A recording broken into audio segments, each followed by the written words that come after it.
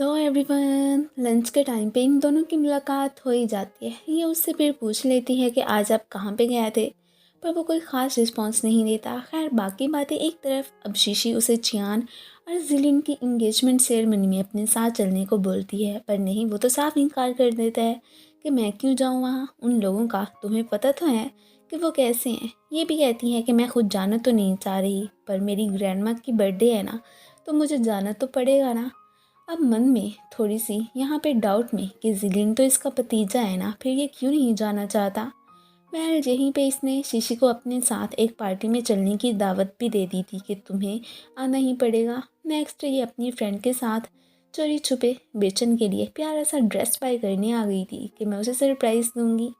Expensive dresses खरीदना तो वो नहीं चाहती थी, पर जैसे ही चियान मैडम अपनी फ्रेंड के साथ इसे लुक डाउन करने आती है ना, तो इसे मजबूरी में शो ऑफ करवाने के लिए 2 ब्रांडेड सूट खरीदने ही पड़ गए थे। अब फिर चियान मैडम की शक्ल देखने वाली कि इसके पास इतने सारे पैसे कहाँ से आ गए। घर पे बेचन इसके आने का वेट ही कर रहा था। ये चोरी चोरी उससे चुपके ही रूम में जाने तो लगती है, पर वो रोक देता है कि मैंने तुम्हें देख लिया है। और साथ ही साथ ये भी पूछने लगा था कि इतनी लेट वापस क्यों आई हो, कहाँ गई थी। अब ये फिर उसे बता देती है कि आपके लिए ड्रेस बाय करने। वैसे मैंने फिर आपके बहुत सारे पैसे तो खर्च कर दिए हैं, प्लीज़ नाराज़ मत होना। मैं जस्ट कोई ऐसी ही ड्रेस आपके लिए बाय करना चाहती थी जो कि सबसे डिफरेंट हो। अब ये सुन के बेचन तो मन से तो बड़ा ही खुश हो जाता है। मैं इसे कुछ भी नहीं जाहिर करवाता। नेक्स्ट जिस पार्टी का बेचन ने इसे जिक्र किया था ना, दोनों वहीं पे ही पहुँच आए होते हैं।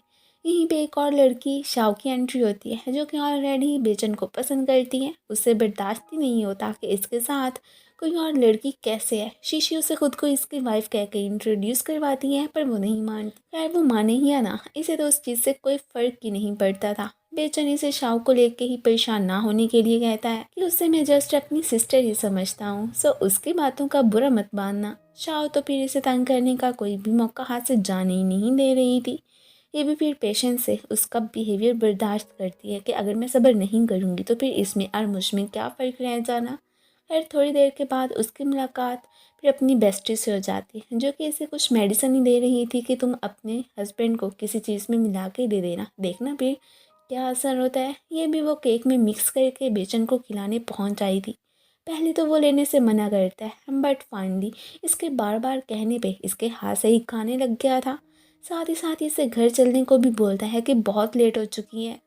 अब नेक्स्ट हमें फिर इन दोनों को घर में ही दिखाया जाता है। वो तो इसे थोड़ा बहुत गुस्सा भी करने लगा था कि क्या मिला के दिया था तुमने उस केक में मुझे, तो बाद में तो मैंने कुछ खाया ही नहीं, फिर ऐसी हालत क्यों हो रही है। ये अपोलोजाइज़ करती है कि मुझे नहीं पता था कि तुम्हारी हालत ऐसी हो जानी, पर मन में ये सोच के थोड़ी सी अपसेट भी हो गई थी कि चाहे मैं जो कर लूँ ये मुझसे लव ही नहीं करता, तो इसने मुझे टच भी क्यों करना है। मैं ही पागल थी जो कि इससे प्यार के चक्कर में पड़ बैठी। इससे लव तो बेचन भी करता था। वो बस गुस्सा इस बात से था कि इसने मुझ तक अप्रोच हासिल करने के लिए इतनी घटिया हरकत क्यों की। मैंने नहीं सोचा था कि ये ऐसे भी कर सकती है। अगले दिन हमें फिर शीशी को जीली के ऑफिस में ही दिखाया जाता है। उस प्रोजेक्ट के बाद से उसने इसे अपनी कंपनी में ही हायर कर लिया था।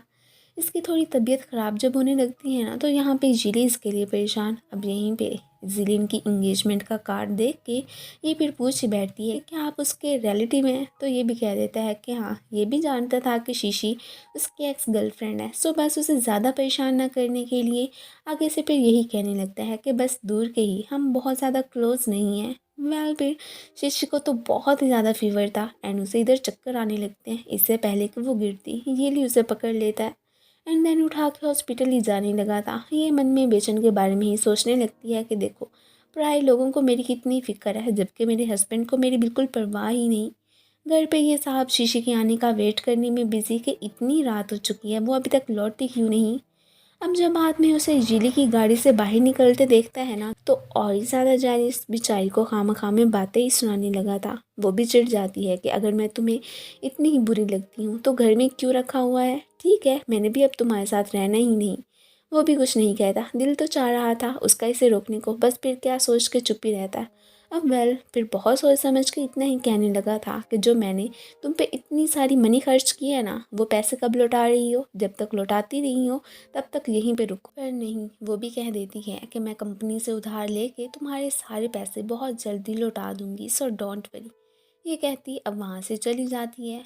अगले दिन जिलिन और चान के साथ में फ़ोटो देख के इसे फिर पुराने दिन ही याद आ जाते हैं कि कैसे वो जिलिन से शादी करने के लिए बहुत खुश थी। इवन के मॉम डैड की भी यही विश थी कि दोनों एक हो ही जाए। अब देखो सब कुछ ही बदल गया। मॉम डैड के बुलाए रिपोर्टर्स तो यहाँ पे पहुँच ही आते हैं, जो कि फिजूल के क्वेश्चंस करके इसका टाइम ही वेस्ट कर रहे थे। अब अंकल जीली आके उन रिपोर्टर्स को वहाँ से भगाते हैं। ये हैरान कि दूर के रिश्तेदार होते हुए भी ये यहाँ पे आ गए। बट बेचन जो कि जिलिन का अंकल है अभी तक आया ही नहीं। सबके सामने मम्मी और पापा तो इससे हंस हंस के बातें करते हैं जैसे कि कभी उनके बीच कुछ हुआ ही ना हो। ये उन्हें प्रीटेंड करने को मना करती है कि इस सब का क्या फ़ायदा। चियान तो हवाओं में ही उड़ रही थी कि फाइनली आज वो कम्प्लीटली फिर दुनिया के सामने जिलिन को अपना लेगी। ये तो उन सब की बातों को इग्नोर करके ग्रैंड माँ के पास से आती है। वो भी सब जानती नहीं कि मम्मी पापा ने कैसे इसके साथ धोखा किया है, पर क्या करती, मजबूर थी। अपनी बीस पोती के लिए वो कुछ भी नहीं कर सकती थी। इन दोनों की इंगेजमेंट सेरेमनी स्टार्ट हो चुकी थी। तभी स्क्रीन पे जेलिना और शीशी की पिक्चर शो होती है ना। अब सारा किया धरा प्लान तो चियान का था कि अब पार्टी को ख़राब करने का इल्ज़ाम शीशी पे लगा के उसे सबके सामने ही बेइज्जत करवाएंगे। जाहिर है सारे लोग शीशी को ही बुरा भला कहेंगे कि उसकी ये सब करने की हिम्मत भी कैसे हुई, और बिल्कुल ऐसा ही होता है। सारे उसे पॉइंट आउट करने लगते हैं।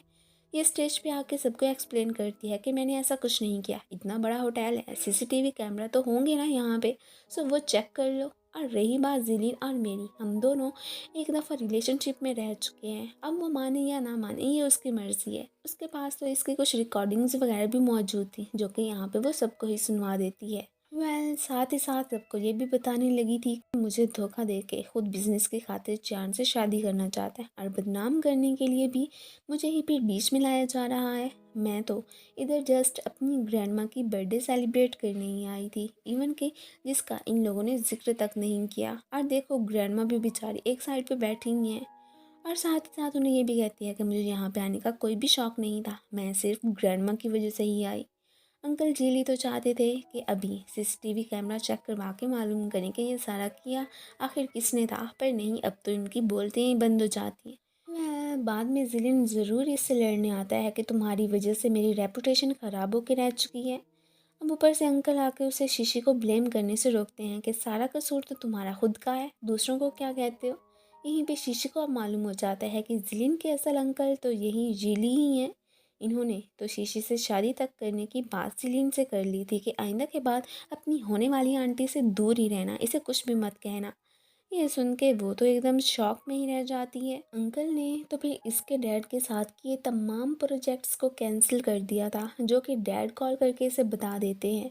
अब यहाँ पे ये तो बहुत ही ज़्यादा परेशान हो जाता है कि ओ नो, अब तो मेरे डैड के हाथों शामत ही आ जानी। शीशी इधर इनसे पूछने लगती है कि क्या जिलिन के कोई और अंकल भी हैं, तो ये भी कह देता है कि नहीं, मैं ही सिर्फ उसका इकलौता अंकल हूँ। क्यों, तुम क्यों पूछ रही हो? खैर वो बस इसे कुछ भी जवाब नहीं देती कि मैं बस ऐसे ही पूछ रही थी और कुछ नहीं। अब बहुत ही ज़्यादा टेंशन के इसका मतलब मैंने किसी और पर्सन से शादी कर ली है, अब मैं क्या करूँगी।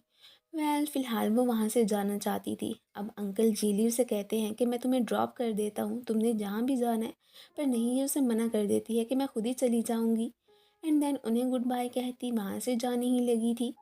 अब फिर नेक्स्ट सीन में हमें इसे बेस्टी के पास ही पहुंचे हुए दिखाया जाता है। सारी बात का इसने उसे बता दिया था कि देखो तुम्हारी वजह से मैं रॉन्ग पर्सन से शादी कर बैठी। खैर बेचन मुझे पसंद तो नहीं करता, सो जल्दी मैं उसे डिवोर्स ले लूँगी। लेकिन मन में ये भी सोच रही होती है कि मैं भी तो उसे लव कर बैठी थी ना।